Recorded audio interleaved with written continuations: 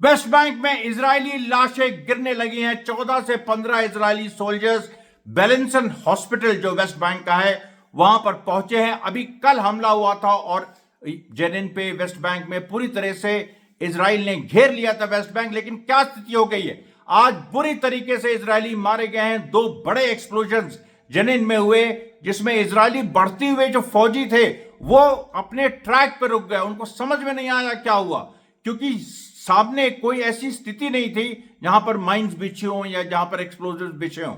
इसका मतलब है कि उसके आसपास जो बिल्डिंग्स थी, यानी बिल्डिंग्स वहां पर, वेस्ट बैंक ज्यादा फैला हुआ है, गाजा की तरह नहीं, लेकिन फिर भी वहां जो बिल्डिंग्स हैं और वहां जो पत्थर है, क्योंकि वहां पर थोड़ा सा पहाड़ी भी इलाका है, तो जो पत्थर हैं, जो बिल्डिंग्स हैं और जो जेनिन का कैंप है उसके पहले, उसके करीब 2-3 किलोमीटर पहले भी कुछ पत्थर है। वहां पर संभवतः एक्सप्लोजिव लगाए हुए थे और वो जो इजरायली सेना को जो धक्का लगा उसके बाद बिल्कुल पगला गए। फिर इन्होंने हिब्रॉन में एक 45 साल की महिला फिलिस्तीनी जिसको हार्ट अटैक हुआ था उसको अस्पताल नहीं पहुंचने दिया, और भी इन लोग और करीब 7 फिलिस्तीनी जो नागरिक हैं उनकी हत्या वहां पर हुई है। लेकिन उसके बदले अब आप देखिए 14 से 15 इजरायली सोल्जर्स हॉस्पिटल पहुंच चुके हैं और मेरी खबर यह है कि उसमें से कम 4 ऑलरेडी मारे जा चुके हैं। ये बड़ी खबर है और रेजिस्टेंस ने इस पे पूरा एक बयान दिया है और ये कहा है कि हम जो तुम गाजा में नहीं अचीव कर पाए, जिस जीत को तुम गाजा में हासिल नहीं कर पाए, तुम वेस्ट बैंक में उस जीत को क्या हासिल करोगे।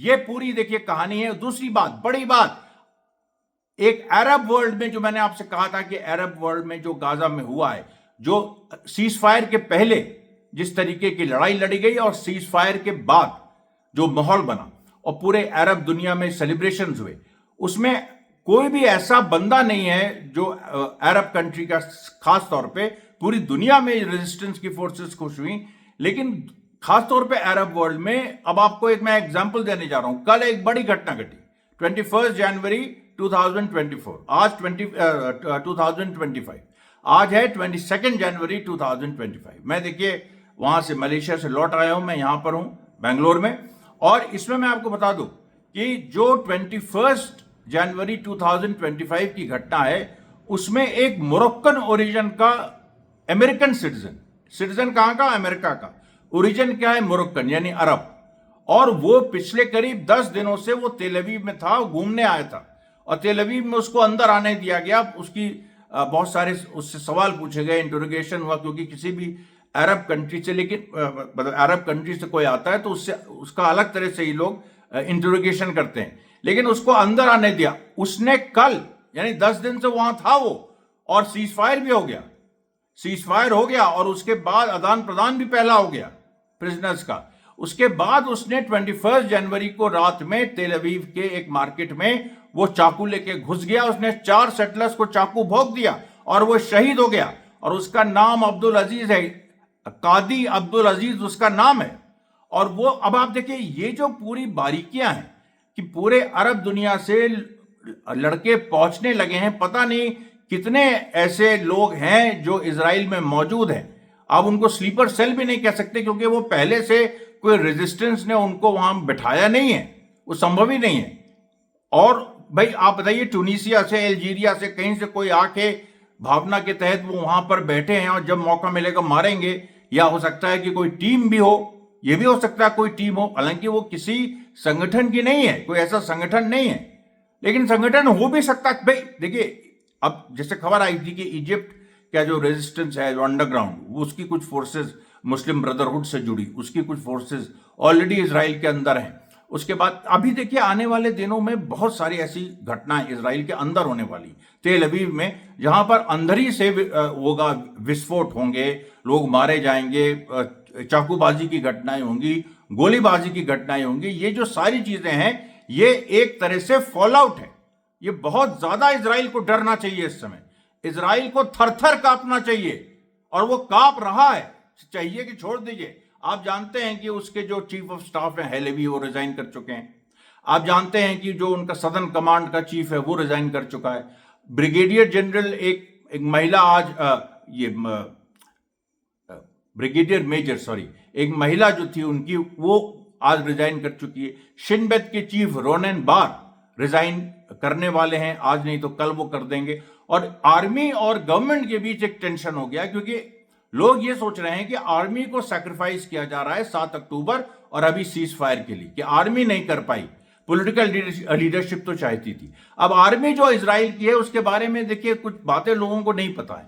आर्मी बहुत वहां वोकल है, उसका ये सही बात है कि खुल के कुछ नहीं कहती, लेकिन उसके अंदर ही अंदर जो मैकेनिज्म्स हैं वो आर्मी, क्योंकि शुरू से इजराइल के स्टेट के फॉर्मेशन से जो आईडीएफ बना और जिस तरीके से जो शुरू में जो कुछ टेररिस्ट ग्रुप्स जो इजरायली टेररिस्ट थे जिन्होंने कई फिलिस्तीनियों का कत्ल किया था 1948 के पहले, और उन्होंने तो हमला भी किया था क्योंकि ब्रिटिश उस समय सरकार थी यहाँ, तो ब्रिटिश जो कुछ मिलिट्री ऑफिसर्स थे उन पे भी हमला किया था, उनकी मौतें हुई थी। और आपको बता दें ब्रिटेन की क्वीन एलिजाबेथ जब तक जिंदा थी इजराइल को टेररिस्ट स्टेट ही मानती थी, क्योंकि उनको ये लगता था कि इन लोगों ने हमारे लोगों के ऊपर टेररिस्ट अटैक किया। फिलिस्तीनियों को वो नहीं मानती थी, क्योंकि फिलिस्तीनियों ने उस तरह से कभी कायराना अटैक जो अंग्रेज थे उनके खिलाफ नहीं, युद्ध लड़ा और युद्ध में हराया भी अंग्रेजों को, लेकिन इस तरीके से जैसे इजराइल ने किया। तो इजराइल के जो कुछ आतंकवादी जो गुट थे वही आईडीएफ बन गए, और उनका अपना इजरायली स्टेट में एक से है, क्योंकि इजराइल अल्टीमेटली तो एक टेररिस्ट स्टेट है ना, अल्टीमेटली एक आतंकवादी राज है इजराइल। तो उसमें आतंकवादियों का जो सेना उनके आतंकवादियों से बनी है, तो उसका तो उसमें से होगा। तो सेना, और इस समय अभी जो हमको दिख रहा है कि जो पॉलिटिकल फोर्सेस है और पॉलिटिक्स और आर्मी वहां ऐसे बिल्कुल नत्थी रही हैं, मतलब पाकिस्तान की तरह भी नहीं कि आर्मी अलग है, सिविल सोसाइटी अलग है, आर्मी टेक ओवर कर लेती है। वहां पर सिविल सोसाइटी आर्मी दोनों में बहुत क्लोज रिश्ता रहा है। कंस्क्रिप्शन वहां पर हर इजरायली को सेना में सर्व करना पड़ता है, केवल जो अल्ट्रा ऑर्थोडॉक्स है उनको छोड़ के, जिसको लेके बहुत बवाल भी हो रहा है। अब देखिए, अब इस पूरी सिचुएशन में आप बताइए, दो घटनाएं, वेस्ट बैंक में इजरायली लाशें गिरना शुरू हो गई हैं, उधर अंदर ही अंदर इजराइल के अंदर फैल गए हैं लोग, और वो चारों तरफ से जो अरब यूथ हैं वो कब क्या कर देंगे किसी को कुछ नहीं पता। मैं आपको बता रहा हूं, हमारी जो इंफॉर्मेशन है वो भी यही है कि कब वो लोग क्या कर देंगे ये एक्चुअली हमास को भी नहीं पता है। अब देखिए जो कुछ प्रमुख घटनाएं जो यहां पर हुई हैं और किस तरीके से पूरा इसको देखा जा रहा है। देखिए, ऐसा है कि जो येडोथ अर्नेनोथ है उसने इस बात को लिखा है फिर से कि जो तमूम और यानी ट्यूबस तमूम में और जो कबतिया जनिन में जो विस्फोट हुए थे, जिनके बारे में कल हमने चर्चा की थी, कि जिसमें हैंडमेड, मतलब वो लोकल मैन्युफैक्चर्ड थे, यानी वेस्ट बैंक में मैन्युफैक्चर हुए थे बॉम्ब्स, लेकिन उसमें इंग्रेडिएंट बाहर का था और ईरान का उसमें पूरा जो है साजो सामान और जो एक्सप्लोजिव्स थे वो कहीं ना कहीं ईरान के थे। तो ये जो देखिए बात है ये आज और साबित हो गई, क्योंकि आज जो ब्लास्ट हुए हैं जेनिन में जिसमें इजरायली सोल्जर्स गिरे हैं, उसमें देखिए ये बात और साबित होगी। तो आज भी इजरायली पेपर्स कह रहे हैं कि ये बताओ कि ये जेनिन में जो इजराइल कर रहा है उसके पीछे उसकी तैयारी भी है, क्या ऐसे ही it's a knee jerk reaction कि एकदम से उनको लगा कि गाजा में संधि हो गई, पूरी दुनिया में हमास की सरकार गाजा में वापस लौट आई, पूरी दुनिया में उनकी हाय तौबा हो रही है और पूरा एक इमेज जा रही है हमास की कि हमास जीत गया, तो उसके लिए वेस्ट बैंक में ऑपरेशन कर दो। वहां तो वही हो गया कि सर मुड़ाते मतलब ओले पड़े कि आपने सोचा कि यहाँ के बदले हम वहां जाएं, ये हमेशा करता है इजराइल, उसके बदले वहां गया हिजबुल्ला, मतलब वहां लेबनान में हारा, सीरिया में केवल वो सक्सेसफुल रहा, लेकिन सीरिया में भी आप देखिएगा कब तक वो सक्सेसफुल रहता है। उसके बाद देखिए जो राफा में, अच्छा हाँ, कुछ ऐसे वीडियोस जो हमास ने अभी जारी करने शुरू किए हैं जो पिछले ऑपरेशंस के, सीज फायर के पहले के। तो 13 जनवरी 2025 को जो अल शबौरा शिविर राफा शहर के बिल्कुल केंद्र में है, राफा यानी साउथ गाजा, उसके केंद्र में, वहां पर का एक जो वीडियो आया है वो बड़ा जबरदस्त है।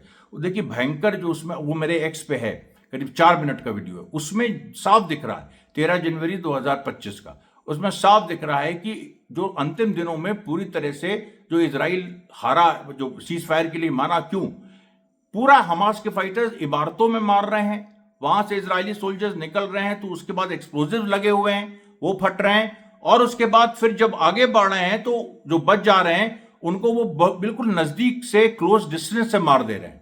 और ये लगातार हुआ है, एक के बाद एक, एक के बाद एक, और एक तो पूरा एक इस तरीके से आया है कि मतलब एक पूरा एक इमारत है मान लीजिए जिसमें इजरायली सोल्जर्स हैं, और नीचे से बैठ के हमास के फाइटर्स उनको मार रहे हैं, और तब तक मार, अब सोचिए अभी तक ये इजराइल करता था कि तर तर तर तर तर तर तर तर गोलियां चलाता जाता था, कोई ना कोई मरना है ही।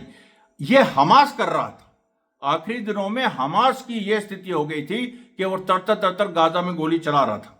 और अभी देखिए वेस्ट बैंक में भी यही टैक्टिक्स होगी, वहां पर अभी एक्सप्लोजिव यूज हो रहे हैं, लेकिन आने वाले दिनों में वो देखिए पूरा एक यही होगी।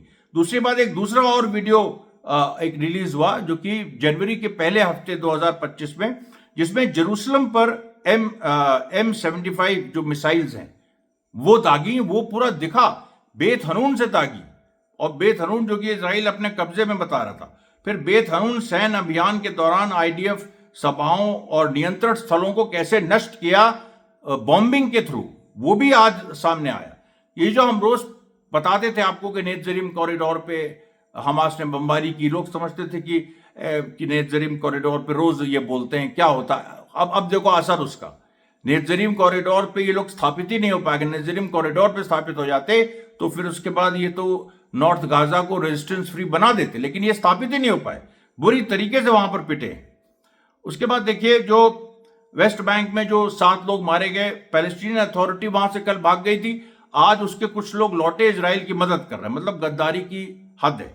जबकि मैं आपको बताऊं गाजा में हमास ने कह दिया, हालांकि हमास के पूरा सिविल इंफ्रास्ट्रक्चर लौट आया, 1400 वहां पर सिविल पुलिस के लोग मारे गए, इजराइल ने मारे पूरे 15 महीनों में, फिर भी हमास का पूरा पुलिस स्ट्रक्चर लौट आया है, फिर से खड़ा हो गया है मतलब।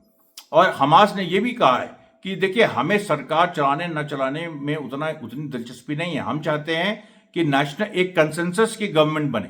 और अभी सारे फिलिस्तीनी फैक्शंस को लेके जो एक बनी है सरकार बनी है हमास के नेतृत्व में, ऑफ कोर्स, तो वो उस समय चला रही है।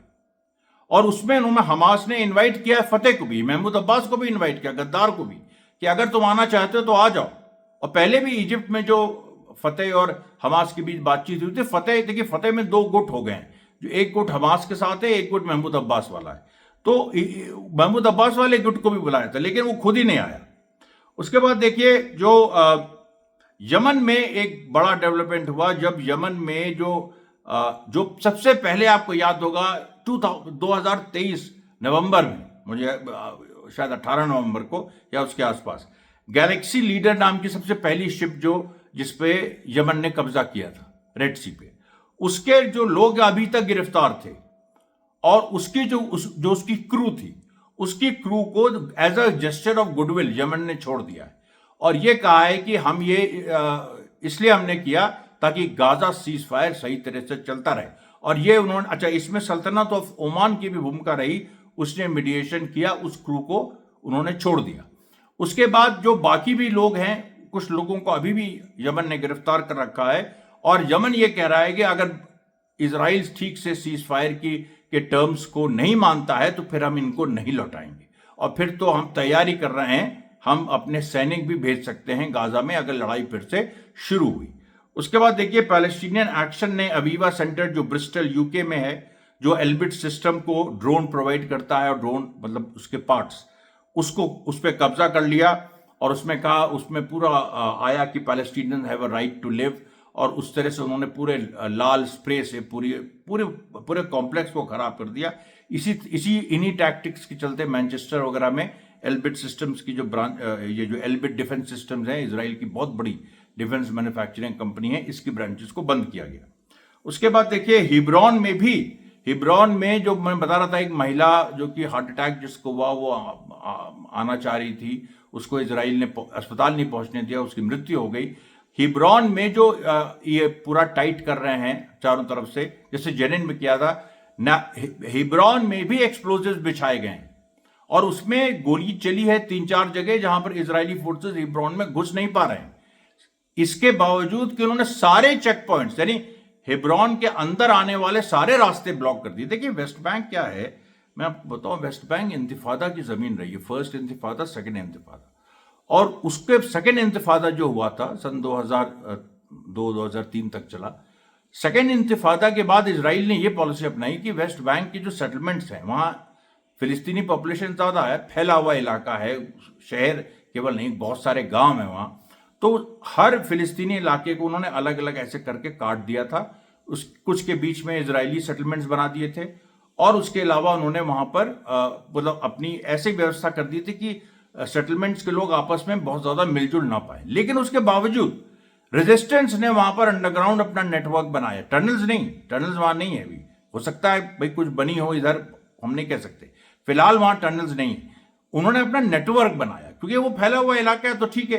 तो जैसे गाजा ज्यादा सिकुड़ा हुआ है एक शहर की तरह, तो उसके अंदर टनल्स हैं। ये फैला हुआ इलाका है तो यहाँ टनल्स नहीं है, लेकिन यहाँ पर कम्युनिकेशन करने के ज्यादा एक मतलब वो है, एक्सपेंस है, जगह है जिसको तमाम जो फाइटर्स हैं वो यूज कर सकते हैं। और वो मतलब हर जगह इजराइल वहां पर पेट्रोलिंग नहीं कर सकता है। अपनी 20 बटालियन वहां लगाई हुई हैं, 5 और भेजी हैं। और जैसे हमने आपको कहा था, आज एक खबर भी आई कि इजराइल के अंदर सैनिकों की कमी है। कम से कम 10,000 सैनिकों की अर्जेंट भर्ती इजराइल को करनी चाहिए। तो वेस्ट बैंक में देखिए, वही मैं इसलिए मैं कह रहा हूं कि वेस्ट बैंक में जो इजराइल कर रहा है उसके पीछे कोई बहुत सोची समझी इनकी रणनीति नहीं है। उसके पीछे एक जबरदस्ती का एक थोड़ा सा एक वही वाला आतंकवाद है, स्मोत्रिच को बेसिकली सेटिस्फाई करने के लिए नी जर्क रिएक्शन है इनके। और रेजिस्टेंस तुरंत समझ गए। देखिए, लड़ाई सबसे पहले दिमाग से लड़ी जाती, लड़ाई दिमाग से लड़ी जाती है। और लड़ाई जो है वो सबसे पहले जो गोली चलती है उसके पहले उसका अंजाम तय हो जाता है। अब आप सोचिए, बहुत उसके अपवाद भी हो सकते हैं, लेकिन ये जो लड़ाइयां होती हैं, खासतौर पे जो लिबरेशन वॉर्स होती हैं, इसमें दिमाग की लड़ाई, उसमें अगर आपका दुश्मन आपको समझ गया, यानी जैसे रेजिस्टेंस इजराइल को समझ गया कि इसने क्यों हमला किया, इसके हमले करने के पीछे जो कारण है वो कारण जो है कोई लॉन्ग टर्म तैयारी की नहीं है, तो रेजिस्टेंस उसको वहीं पर चाप देगा और अपनी तरह से अपने टर्म्स पे चापेगा। और वही रेजिस्टेंस कर रहा है, वही रेजिस्टेंस कर रहा है। यहां पर देखिए, इजरायली फोर्सेस जेनिन में, जैसे गाजा में हॉस्पिटल्स को नष्ट किया, जेनिन में भी उन्होंने कोशिश की हॉस्पिटल्स को घेरने की, वो असफल रह गए। और उसके बाद हमास के कमांडर्स ने बाकायदा स्टेटमेंट्स इशू किया कि गाजा में जो तुम गाजा में जीत हासिल नहीं कर सके, उसको तुम वेस्ट बैंक में जो हासिल करने आए हो, यहां पर तुम्हारी लाशें इतनी निकलेंगी कि तुम्हें गिनना मुश्किल हो जाएगा। ये देखिए जो पूरी स्थिति है। उसके बाद देखिए, लेबनान में इजराइल वही अपना जो उनका एक तरीका है कि अब आप देखिए, गाजा में इन्होंने बुलडोजर से ये करके वो करके, और ये दिखाते हैं कि हम जो इस तरह की डिस्ट्रक्टिव फोर्स है, हम नष्ट कर देते हैं, सड़कें नष्ट कर देते हैं, मकान नष्ट कर देते हैं। लेबनान में इन्होंने बहुत जगह, अभी जो इनको टाइम मिला है, अब खत्म हो रहा है, 25 जनवरी 2025 को 3 दिन बचे, तो उसमें ये जितना डिस्ट्रॉय करना चाहें ये अपना कर लें। लेबनीज आर्मी काफी हद तक वहां आ गई है। इजराइल को पीछे हटना पड़ेगा, वरना युद्ध होगा। और इस बार जो युद्ध होगा वो लेबनीज आर्मी, हिजबुल्लाह मिलकर इजराइल से लड़ेंगे। इजराइल के प्रेसिडेंट भी इस बात, लेबनान के प्रेसिडेंट जो नए बने हैं, जोसेफ आउन, क्रिश्चियन, वो भी इस बात को कह चुके हैं। तो अभी देखिए जो पूरी सिचुएशन है उसमें जो इजराइल की टैक्टिक्स रहती है, आधे दिमाग, इनको ये क्लैरिटी नहीं है हमें आगे क्या करना है। और यही बात गाजा में इनके हार का कारण बनी कि इन्होंने कोई विजन ऑल्टरनेटिव नहीं दे पाए ये लोग, कि गाजा के लोगों को दे पाए कि देखो हम हमास को खत्म करके ये लाएंगे।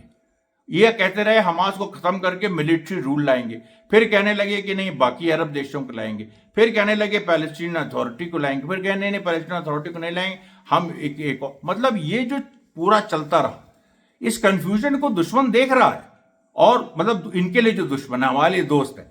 रेजिस्टेंस ने इस चीज का फायदा उठाया, रेजिस्टेंस समझ गया इस चीज को, और रेजिस्टेंस ने, क्योंकि रेजिस्टेंस के गोल्स क्लियर थे, उनको इजरायली सेना को यहां से बाहर करना था, खत्म, और खुद को सर्वाइव करना था किसी भी तरीके, तो वो कर गए। और उन्होंने इतने मारे इस प्रक्रिया में इजरायली, कि इजरायली सेना को पीछे हटना ही पड़ा। वो तो 7 अक्टूबर इसीलिए हुआ ही था कि इजरायली सेना को अंदर ले आओ और फिर इतनी मार मारो कि उसके बाद इजरायली सेना है वो दुहाई मांगना भूल जाए। और वही हुआ, वो दुहाई मांगना भूल गई, उसको पीस के लिए सू करना पड़ा। आज की स्थिति है कि पूरे इजराइल के अंदर मिलिट्री और गवर्नमेंट में लड़ाई चल रही है, किसी को नहीं पता कि आगे क्या होगा। एक चीज और आपको बता दें, गाजा में अब देखिए, लेबनान में इन लोगों ने पेजर बॉम्ब ब्लास्ट किए। गाजा में अभी सीज फायर हुआ है, हमास की फोर्सेस को आए कुछ 3 दिन हुआ है, इन 3 दिनों में हमास ने एक बड़ी कॉन्स्पिरेसी अनकवर कर ली है कि जो पावर बैंक्स हैं, पावर बैंक्स के अंदर एक्सप्लोजिव्स इन्होंने रखने की कोशिश की इजरायलीज ने, जो पावर बैंक जिससे मोबाइल चार्ज होते हैं। और ये कई जगह इन्होंने, क्योंकि अब वहां पर अब समान स्थिति लौटेगी, लोग अपना मोबाइल चार्ज करेंगे, उसमें पावर बैंक्स बहुत सारे जो इस मतलब इधर उधर ये पड़े हुए थे, कुछ इजरायली खुद छोड़ गए, वो सारे पावर बैंक्स जो हैं उनमें एक्सप्लोजिव्स थे। और एक बड़ा स्पाई नेटवर्क हमास ने अनकवर किया। हमास ने पहले भी किया था, जब लड़ाई हो रही थी 15 महीने, तो कई स्पाई नेटवर्क इजराइल के हमास ने सबोटाज किए और उसकी जीत में ये बहुत बड़ा एक उसका भी हाथ था। अभी फिर उसने किया, अभी ये कल की बात है, कल उसने फिर एक बड़ा स्पाई नेटवर्क उसने खोज निकाला और उसको लेके उसने एक्सपोज किया। उसके बाद देखिए जो एक अमेरिका से जो एक बड़ी चीज आ रही है, एक इधर इजराइल ने क्या किया है कि करीब 4000 एकड़ जमीन उन्होंने वेस्ट बैंक में जो फिलिस्तीनों से छीनी है, उसको ट्रंप के नाम एक सेटलमेंट बनाने की बात कर रहे हैं। अब ये सोच रहे हैं कि ट्रंप इनको सेटलमेंट बनाने देगा। अब देखिए, अब यहीं पर ये देखिए पूरा कंफ्यूजन। अंग्रेज भी जब भारत छोड़ रहे थे तो उनके दिमाग में भी यही कंफ्यूजन था, उनको समझ में नहीं आ रहा था कि क्या करेंगे, इधर ये करेंगे या वो करें। अब देखिए ट्रंप ने वहां पर, ट्रंप से जब इनॉग्रेशन हुआ ट्रंप का 20 जनवरी को, उससे पूछा गया कि गाजा के बारे में आपका क्या कहना है। उसने कहा देखो गाजा जो है अभी हमें कुछ नहीं पता, और अगर हमसे पूछा जाता है, हमसे कहा जाता है कुछ करो, बड़ी अच्छी जगह, बड़ी खूबसूरत जगह, लेकिन इतना डिस्ट्रक्शन हुआ है, वहाँ ये हुआ है। उसने ये भी कहा रिसोर्सेज वहाँ के बहुत रिच है। अब कुछ लोग कह रहे हैं कि ट्रंप और इजराइल मिलकर वहाँ के रिसोर्सेज लूटेंगे। देखिए इतना आसान नहीं है, ये सारी चीज़ें करके अमेरिका देख चुका है। वो इसीलिए ट्रंप जो है उसने कहा है कि अमेरिका के पास बहुत रिसोर्सेज है। क्यों कह रहा है वो? इसलिए कह रहा है क्योंकि वो जानता है कि उस पर यह प्रेशर ना पड़े कि गाजा पे कब्जा करो या मिडिल ईस्ट में और ज्यादा रिसोर्सेज के लिए। उसने यहां तक कह दिया कि तेल हमारे पास बहुत है। अब ये क्यों कह रहा है?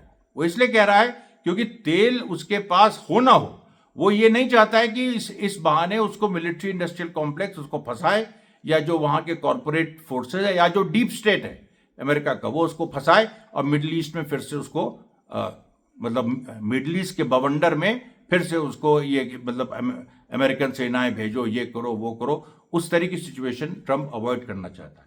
तो तुम ट्रंप के नाम 4000 एकड़ कर दो, तुम ट्रंप के नाम पूरा वेस्ट बैंक कर दो, उसको ट्रंप बैंक कह दो, कर दो ना, उसमें कोई उससे कुछ नहीं होने वाला है। खेल खत्म है।